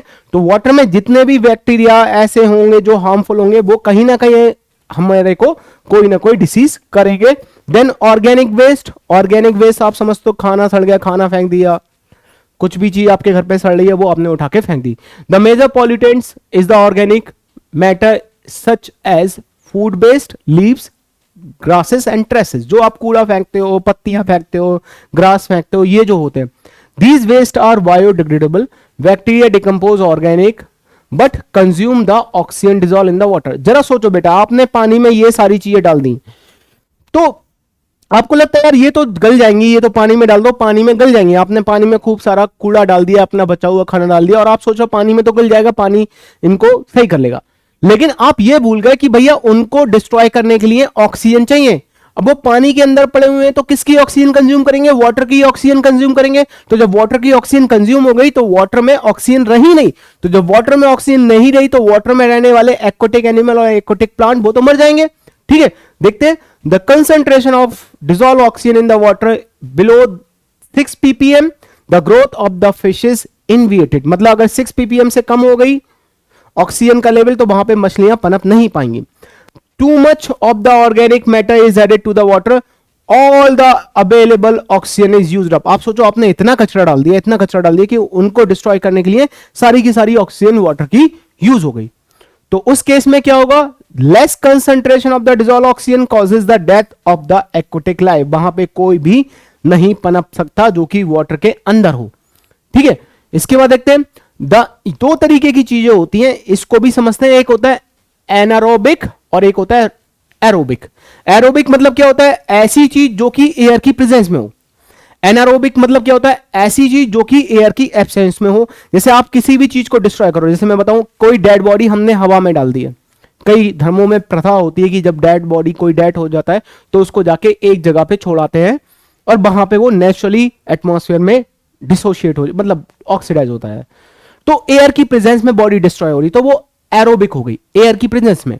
और कुछ धर्मों में प्रथा होती है कि वो डेड बॉडी को जमीन के अंदर दबा देते हैं, तो वहां पे ऑक्सीजन तो है नहीं, तो वहां पे जो बॉडी डिस्ट्रॉय हो रही होगी वो एयर की एब्सेंस में डिस्ट्रॉय हो रही होगी, उसको बोलेंगे एनारोबिक। ठीक है, तो anaerobic bacteria begins to break down the organic waste and produces chemicals those have the foul smell and are harmful for the human health। आप सोचो आपके घर के पास बहुत सारा गंदा पानी है, कोई गड्ढा है जिसमें सालों से लोगों ने कूड़ा डाला, वहां पे सारी ऑक्सीजन खत्म हो गई, वहां पे सारी ऑक्सीजन खत्म हो गई। जब वहां पे सारी ऑक्सीजन खत्म हो रही है तो वहां पे अब कूड़ा सड़ रहा है। जब आप बोलते हैं सड़ रहा है, एक्चुअली में वो एयर की एब्सेंस में डिस्ट्रॉय हो रहा है। तो जब वो एयर की एब्सेंस में डिस्ट्रॉय होगा तो वो होगा एनारोबिक, और वहां से फॉल स्मेल आएगी, आपको गंदगी महसूस होगी, आपको इतनी ज्यादा स्मेल आएगी कि आप बर्दाश्त नहीं कर सकते। ठीक है, and it is obviously harmful for the human health. Aerobic bacteria degrade these oxygen wastage and keep the water depleted in the dissolve oxygen. Aerobic bacteria ये ठीक है, तब भी अच्छे हैं, लेकिन दिक्कत क्या है, इनसे क्या होगा, ऑक्सीजन जो है वो पूरी तरीके से वाटर की खत्म हो जाती है, ये दिक्कत है। Clean water has the biological oxygen demand value 5 ppm, where highly polluted water could have the BOD biological oxygen demand up to 17 ppm or more। ठीक है, मतलब क्लीन वाटर में ऑक्सीजन ज्यादा होती है, जब ऑक्सीजन ज्यादा होगी तो आपको बाहर से ऑक्सीजन देने की जरूरत नहीं है, ऑक्सीजन डिमांड कम है। जो वो वहां पे आपने कूड़ा करकट डाला है उसको डिस्ट्रॉय होने के लिए ऑक्सीजन की डिमांड बाहर से नहीं है। जबकि यहां पे क्या है, जो मान लो ऐसा है वाटर जो कि हाईली पॉल्यूटेड है, तो उसमें अब ऑक्सीजन नहीं है, जब उसमें ऑक्सीजन नहीं है तो वो बाहर से डिमांड करेगा, तो उसकी बायोलॉजिकल ऑक्सीजन डिमांड ज्यादा होगी। ठीक है, bacteria that survive and grow in the oxygenated atmosphere is called anaerobic bacteria. Obviously in absence of oxygen it is called anaerobic. The bacteria that does not require for the growth called anaerobic bacteria. Chemical pollutant, water soluble inorganic chemicals, those include heavy metals such as cadmium, nickel, mercury, these are the pollutant। These metals are dangerous for the human life because body bind them। ये अगर एक बार अपनी body के अंदर चले जाते हैं तो ये डिस्चार्ज नहीं होंगे बॉडी से, बॉडी में कहीं ना कहीं पे जाके ये चिपक जाएंगे, किसी टिश्यू के साथ एसोसिएट हो जाएंगे, कोई और बना देंगे, तो बहुत ज्यादा बॉडी में एक्युमुलेशन भी इनका खतरनाक होता है। These metal can damage kidney, central nervous system, liver, etc. Petroleum product pollutant, many water sources major। अच्छा ठीक है, ये इसमें बताया कि जैसे आपने सुना होगा कई बार कि जैसे हम लोग गल्फ कंट्री से पेट्रोलियम ऑयल, क्रूड ऑयल मंगाते हैं, और मान लो वो जो जहाज आ रहा है, क्रूड ऑयल लेके जहाज आ रहा है, गलती से उसमें एक्सीडेंट हो गया, और उसमें जो ऑयल था वो सारा का सारा ऑयल समुद्र में फैल गया। तो आप सोचो वो समुद्र के सरफेस पे ही रहेगा और कई सैकड़ों किलोमीटर तक वो ऑयल फैल जाएगा, मतलब आप समुद्र के ऊपर वाला जो पोर्शन है वहां पे ऑयल ही ऑयल होगा। एयर से कांटेक्ट खत्म हो गया तो अंदर के जो जीव जंतु होंगे उनको ऑक्सीजन नहीं मिलेगी, वो सारे के सारे डिस्ट्रॉय हो जाते हैं, वाटर हाईली पॉल्यूटेड हो जाता है, और इस तरीके पॉल्यूशन को खत्म होने में अगेन सैकड़ों साल लग जाते हैं खत्म होने में। तो ये भी बहुत बड़ा एक रीजन है वाटर पॉल्यूशन का कि जब हम क्रूड ऑयल का ट्रांसपोर्टेशन करते हैं तो जितना भी हमने ऑयल स्पिल्स हो गया in the ocean, that is very dangerous. ठीक है, इसके बाद देखो केमिकल पॉल्यूटेंट्स का ही पार्ट है। Pesticides, industrial chemical like polychlorinated biphenol, बहुत ही डेंजरस है। Polychlorinated biphenyls, detergent and fertiliser are some water pollutants. Detergent के लिए अच्छा ये now it is most of the detergent are biodegradable. The bacteria responsible for the degrading biodegradable detergent are feed on these and grow rapidly. While growing, they may use up all the oxygen dissolved in the water. The lack of the oxygen kills the other form of the aquatic life. Okay, fertilizer contain phosphate and as additive. The addition of phosphate in the water enhance the algal growth. देखो बेटा, जितना भी fertiliser से होंगे, fertiliser आपने बार बार मिलाया पानी में मिलाते जा रहा हो, तो वो नहरों में, तालाबों में और जो अपने नदियां हैं उनमें फॉस्फेट का लेवल बढ़ने लगा। फॉस्फेट का लेवल बढ़ने लगा, उससे क्या होगा, जो एल्गी ग्रोथ है वो बढ़ जाएगी। Preface growth of algae covers the water surface and reduces the oxygen concentration in the water. अब सरफेस पे क्या हो गया, सरफेस पे तो एल्गी फैली हुई है, तो क्या होगा, उसका एयर से कांटेक्ट नहीं हो पाएगा। एयर से कांटेक्ट नहीं हो पाएगी तो एयर जो अंदर जितने भी प्लांट हैं, जितने भी एक्वाटिक एनिमल हैं, उनको प्रॉपर ऑक्सीजन नहीं मिल पाएगी। प्रॉपर ऑक्सीजन नहीं मिल पाएगी तो हल्के हल्के वो मरने लगेंगे।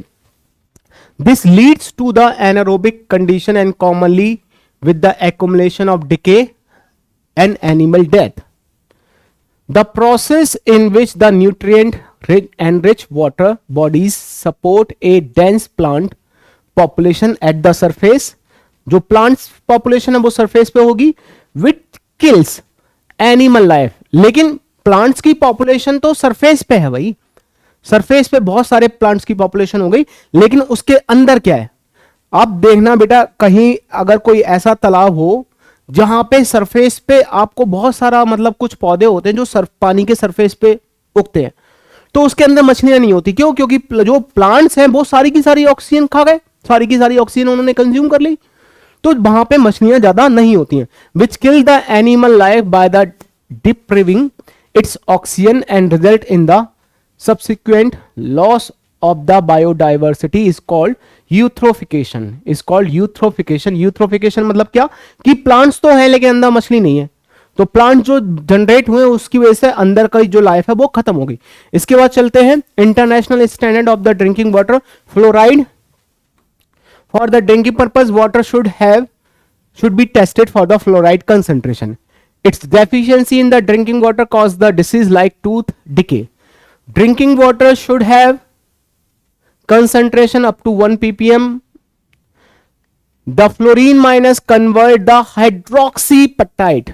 ये कंपाउंड होता है जो अपने टूथ के ऊपर, जो दांतों के ऊपर एनेमल होता है उसमें प्रेजेंट होता है। The enamel of the surface of teeth into harder fluorapatite. तो जो OH है उसकी जगह कौन आ गया, F आ गया, तो ये और ज्यादा हार्ड होता है। जब ये हार्ड होता है तो अपने दांतों को काफी ज्यादा स्ट्रांग बना देता है। तो अगर हमारे ड्रिंकिंग वाटर में फ्लोराइड का कंसंट्रेशन 1 ppm तक है तो ये हमारे लिए हेल्पफुल है। ये हमारे लिए कैसा है बेटा, ये हमारे लिए हेल्पफुल है क्योंकि ये हमारे दांतों को स्ट्रांग बनाता है। लेकिन दिक्कत क्या आती है, fluorine minus concentration above the 2 ppm causes brown mottling of the teeth. आप देखते हो किसी किसी के दांतों पे पीली पीली और ब्राउन ब्राउन सी परत सी लगती है। वो क्यों लगती है, वहां के पानी में फ्लोरीन ज्यादा होगा। ऐसा होता है कहीं तेलंगाना साइड में किसी किसी इलाके में फ्लोराइड बहुत ज्यादा है, तो वहां के लोग जो होते हैं उनके दांतों को आप देखोगे तो वहां पे येलोइश लेयर, ब्राउन लेयर चढ़ी हुई होती है। Excess fluoride over the 10 ppm causes the harmful effect for the bones and teeth. ठीक है, तो याद रखना है फ्लोराइड का कंसंट्रेशन कितना होना चाहिए, 1 ppm। इसके बाद lead, drinking water is contaminated with the lead pipe are use for the transportation of water. ये देखो बेटा कितनी खतरनाक चीज है। लेड जो हमारे पास पानी आता है वो लेड पाइप से होकर आता है, लेड उसमें डिसॉल्व हो जाती है और उसी को हम यूज करते हैं।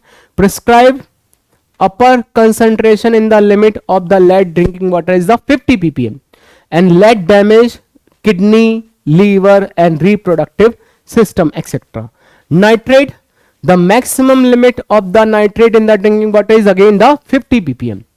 Excess of nitrate in drinking water can cause the disease like blue baby syndrome। blue baby syndrome इसमें आपको क्या होगा, बच्चे की स्किन थोड़ी सी नीली नीली सी दिखाई देगी और आंखें काफी सी थकी हुई दिखाई देंगी। देखो बेटा, nitrate 50 ppm, lead 50 ppm, fluoride 1 ppm, 1 ppm, fluoride 1 ppm, nitrate lead 50 ppm, nitrate भी 50 ppm। इसके अलावा कुछ और मेटल होते हैं उनकी भी लिमिट है, जैसे फ्लोरीन, ये NCERT की टेबल है आपको याद रखनी होती है। Iron 0.2 ppm, Mn 0.05 ppm, aluminium 0.02 ppm, copper 0.3 ppm, zinc 5 ppm and cadmium is the 0.005 ppm. ये प्रिस्क्राइब मैक्सिमम लिमिट है जो कि होनी चाहिए. इसके बाद आते हैं बेटा सॉइल पॉल्यूशन पे, जो मृदा पॉल्यूशन होता है. ठीक है, क्या होता है, मिट्टी भी खराब होने लगती है. किससे? इंसेक्टिसाइड, पेस्टिसाइड, हर्बिसाइड जो हम यूज करते हैं, सारे के सारे ये जो दवाइयां यूज करते हैं, ठीक है, इनसे मेनली सॉइल पॉल्यूशन होता है. उसके अलावा urban based, industrial based, agriculture based, इससे भी क्या होता है, सॉइल पॉल्यूशन होता है. इंडस्ट्रियल बेस्ड को समझते हैं बेटा, biodegradable based and non biodegradable based. Biodegradable based कौन सी इंडस्ट्री प्रोड्यूस करती है? Cotton mill, food processing mill, paper mill and textile mill. इनमें जो वेस्टेज होती है वो कैसी होती है? वो slowly decompose, break down and decompose in the soil. तो इनसे कोई ज्यादा खतरा नहीं है, क्योंकि मान लो अगर मैंने पेपर फेंक दिया, पेपर का बचा खुचा टुकड़ा फेंक दिया जमीन में, तो वो हल्के हल्के क्या होगा, जमीन उसको मतलब हल्के हल्के गल जाएगा, उससे कोई बहुत ज्यादा खतरे वाली बात नहीं है. लेकिन सबसे ज्यादा जो प्रॉब्लमेटिक है वो क्या है? It is generated by the thermal plants as a fly ash. आप सोचो, जो राख बन रही है, राख, लकड़ी को जला दी, राख बची. राख कैसे? राख को क्या मिट्टी में डाल दोगे तो वो गला देगी मिट्टी? नहीं, राख राख ही रहेगी, उसको कोई गला नहीं सकता. Does not decompose easily, resist the break down. तो इनको डिस्पोज करने के लिए थोड़ी सी दिक्कत है. तो इंडस्ट्रियल वेस्ट ही कवर करेंगे मेनली. नॉन बायोडिग्रेडेबल वेस्ट जो होगा, iron and steel plants which produces the slag. Slag आप अभी पढ़ोगे मेटलर्जी में. Industry manufacturing aluminium zinc produces the anode mud. Anode sludge भी बोलते हैं, 10th में आपने पढ़ा होगा. Fertiliser industry produces the gypsum, CaSO4. Nowadays, fly ashes and slag from the steel industry utilizes by the cement industry. तो ये एक अच्छा है. फ्लाई ऐश जो होती है, जितनी भी राख होती है और जितना भी स्लैग होता है, उसको सीमेंट इंडस्ट्री यूज कर लेती है. Large quantity of toxic waste, उसको हम क्या करते हैं, कुछ मॉडर्न फर्नेसेस होती हैं उसमें जला देते हैं. जबकि स्मॉल क्वांटिटी जो होती है वेस्टेज की, उसको क्या करते हैं, उसको ओपन प्लेस में जला देते हैं. ठीक है, इस तरह से करते हैं. फिर एग्रीकल्चर पॉल्यूटेंट्स, ये मैंने आपको जैसे बताया था. फर्टिलाइजर क्या करेंगे? Fertiliser kill the bacterial micro organism in the soil. Pesticide they contaminant and makes the soil reddish. DDT accumulate. DDT के बारे में देखो बेटा, एवरेज इंडियन की बॉडी में डीडीटी का कंसंट्रेशन वर्ल्ड में सबसे ज्यादा है. मतलब हमारे यहाँ जो खेती होती है, हम उस खेती में कीड़े ना लग जाएं, उसके लिए खूब ज्यादा अमाउंट में पेस्टिसाइड यूज करते हैं, डीडीटी यूज करते हैं. और वो डीडीटी कहीं ना कहीं पौधों के जरिए, जो हम वेजिटेबल खाते हैं उनके जरिए अपनी बॉडी में आता है. और एक बार बॉडी में आ गया तो ये फैटी टिश्यूज के साथ जुड़ जाता है, एक्युमुलेट हो जाता है और बाहर नहीं जा पाता. जिससे सबकी बॉडी में, एवरेज इंडियन की बॉडी में डीडीटी का कंसंट्रेशन हमेशा के मतलब अभी का तक का जो डाटा है, सबसे ज्यादा डीडीटी का कंसंट्रेशन होता है इंडियंस की बॉडी में. और डीडीटी हम वैसे भी यूज करते हैं, मलेरिया मारने के लिए भी बहुत कारगर है. तो बहुत पहले जो समझो, जब मलेरिया मतलब भयंकर बीमारी होती थी, आज भी है डेंगू और ये चिकनगुनिया वगैरह, लेकिन पहले जब मलेरिया होता था तो लोग मतलब गांव के गांव ऐसे तबाह हो जाते थे, तो डीडीटी का छिड़काव करते थे. डीडीटी मच्छरों को मार देता था, लेकिन साथ में लॉन्ग टर्म में ह्यूमन बॉडी में भी इफेक्ट उसका हो सकता है. अभी ह्यूमन बॉडी पे क्या इफेक्ट है डीडीटी का, ये हमें पता नहीं, लेकिन कुछ वर्ड्स में इसका इफेक्ट देखा जा चुका है. उनके एग सेल फॉर्मेशन को ये खत्म कर देता है. जिससे देखिए, DDT accumulate in the big fishes in the worlds and reduces the reproduction and also affect the marine life. ठीक है. Urban wastage, garbage emits the toxic pathogen and hydrocarbon, मैंने आपको बताया ही था. जो हम लोग वेस्ट करते हैं, ह्यूमन वेस्ट है, एनिमल वेस्ट है, वो अल्टीमेटली जाके पानी में ही तो मिलता है. भैया जितना भी कचरा आप डालते हो वो कहाँ जाता है? पानी में. जो डालते हो वो सारा जाके समुद्र में ही तो मिलता है, नदियों में मिलता है. नदियों को गंदा करेगा है, और जाके समुद्र में मिलेगा तो उन सबको गंदा करेगा. ठीक है, तो ये पानी में क्या आते हैं, कई सारे पैथोजन आ जाते हैं. और हाइड्रोकार्बन मतलब जो भी बचा खुचा आपने डाल दिया उसमें. Waste recycling. अब हम बढ़ते हैं अपने अपने ग्रीन केमिस्ट्री की तरफ. हम इनको सुधार कैसे सकते हैं उसके बारे में.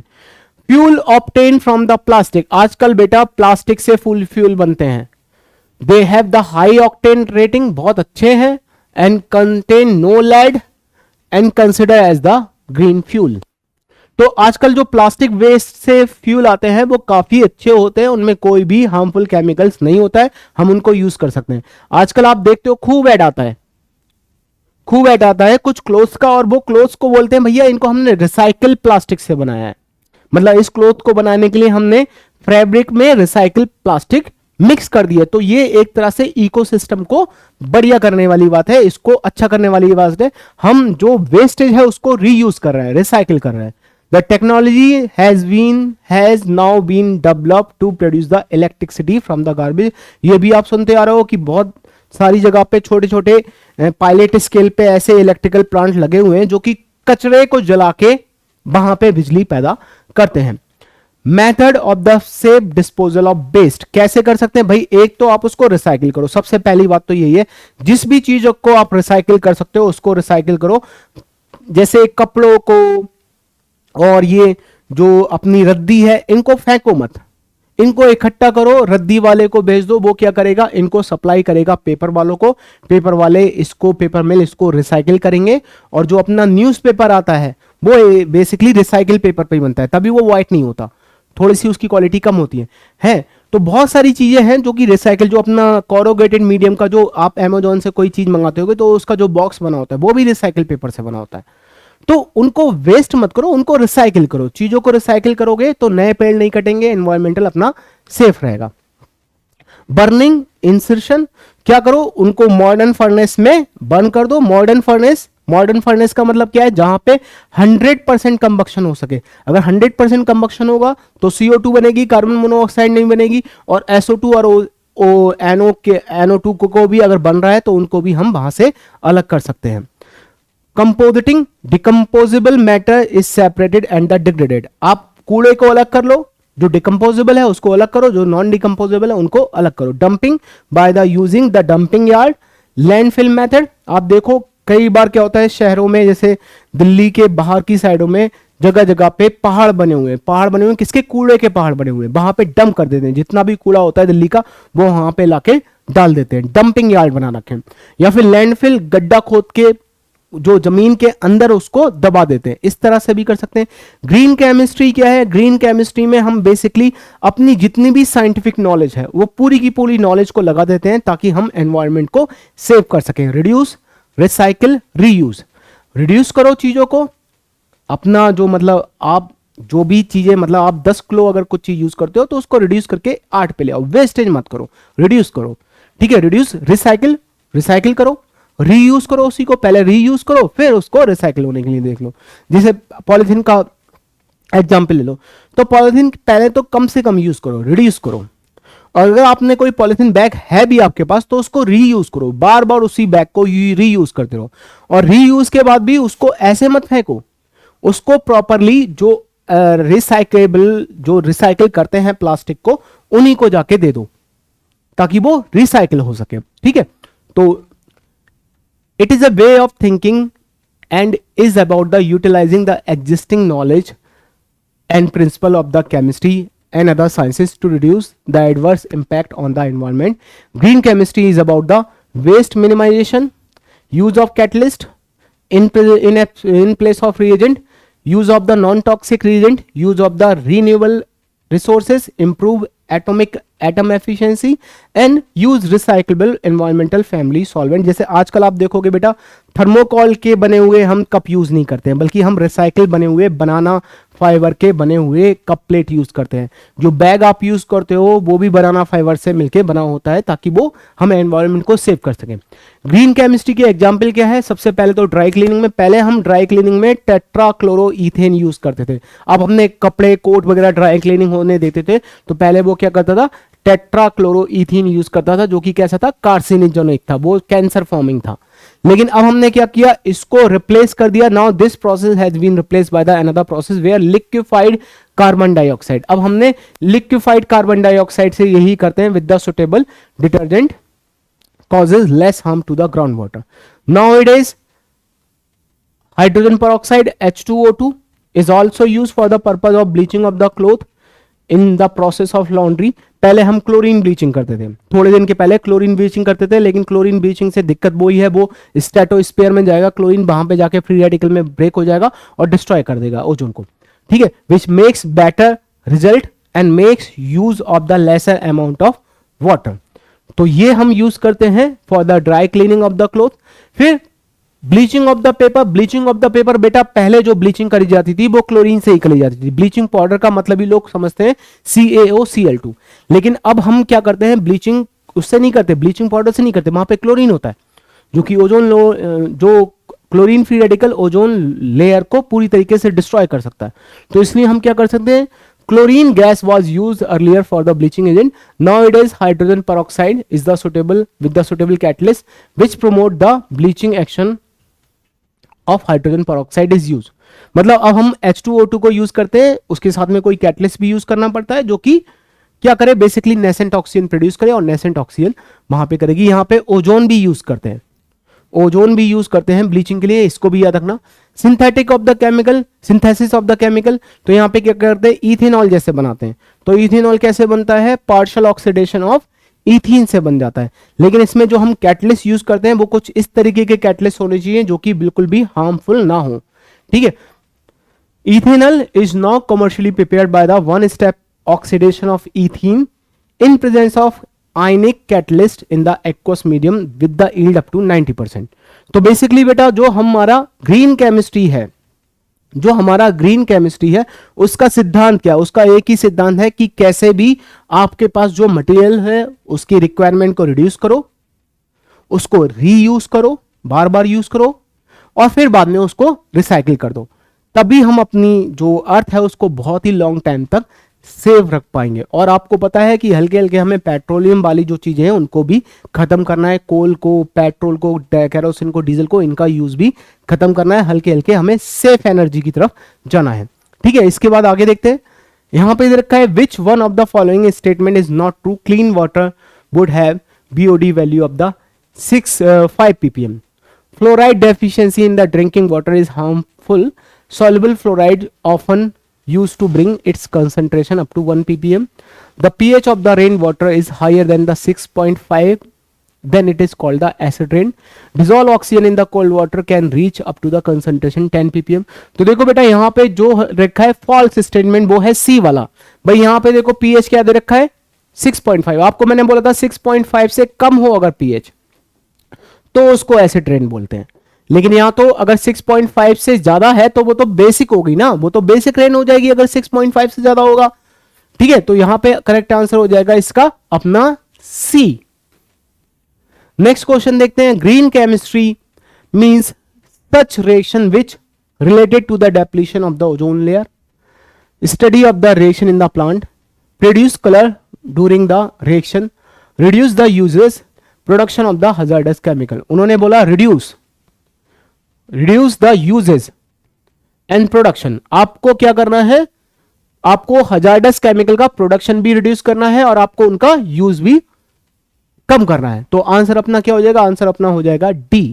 भैया ग्रीन केमिस्ट्री यही बोलती है कि आप उसको रिड्यूस करो, ठीक है, उनका प्रोडक्शन को रिड्यूस करो, उनकी डिमांड को रिड्यूस करो, जो बन गया है उसको रीयूज करो, और रीयूज होने के बाद भी उसको रिसाइकिल करो। नेक्स्ट, तो बेटा आज के लिए हमारे देखिए पास एनवायरमेंटल केमिस्ट्री से इतना ही था, ठीक है। अब आपको क्या करना है, आपको ये चैप्टर अपना एक बार एनसीईआरटी से भी पढ़ना है, चीजों को समझना है। मैंने जितने भी इसके PYQ थे, मैक्सिमम PYQ मैंने इसके कवर कर लिए, इसमें से इतना ही है। तो अब मिलते हैं किसी और क्लास में किसी और चैप्टर के साथ। For the time thank you and goodbye student.